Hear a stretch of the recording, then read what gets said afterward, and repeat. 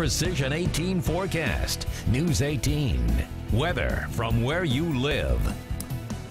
Well, temperatures are now starting to rise from south to north across the viewing area. We've got readings in the mid-50s down south of Lafayette right now, and the temps will rise all night because we got a little warm front, which is about right here. It's popping all these storms to our northwest. Now, most of the storms will stay away. There could be some hail mixed up in these, too, moving up into northern Illinois and parts of Iowa, but I wouldn't rule out a couple of passing showers, maybe a passing thunderstorm overnight here, but coverage is only going to be around 20, perhaps 30%. Big weather story is the record warmth on the way. We've got that coming in tomorrow. You know, the average high is 34, the average morning low is 16, and notice it'll be 58 at 8 a.m., 62 by 4, 64 at 6 p.m. We'll probably hit our high of 65 late tomorrow evening. It could happen after 7 o'clock when we hit 65 degrees with strong south winds.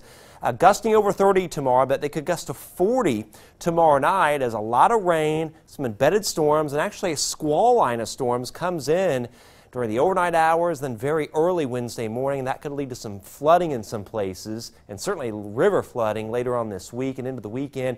And then another Arctic blast. We're going to go from 65 to 5 once we get towards the latter part of the week. 62 for the high tomorrow, Rochester, 64 Burlington, 65 Lafayette, Fowler, Attica, 64 Frankfort, easily exceeding record warmth. Our record 62 set in 1975 here. Wednesday, though, these highs will be in the morning. So it's going to fall during the afternoon. Windy day. Highs in the 30s, Rensselaer to Fowler, but 40 Lafayette, 42 Frankfort, and a 45 at Atlanta and Tipton. Very strong jet winds. Here we go, screaming northward, and the storm is still out here, so it's still got time to move into the plains, and this is going to blow up a pretty big severe weather outbreak tomorrow.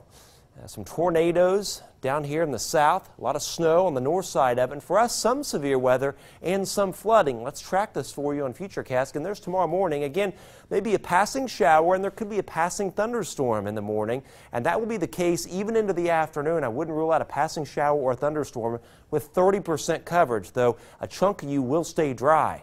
Now, once we get into tomorrow evening, the rain will begin to increase, perhaps a couple of thunderstorms.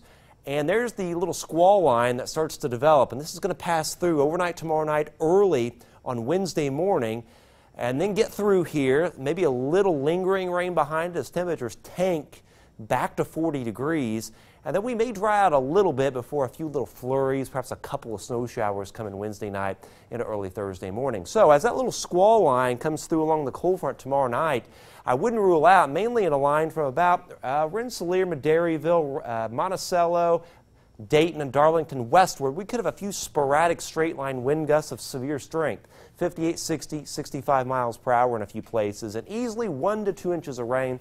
Still a good bet.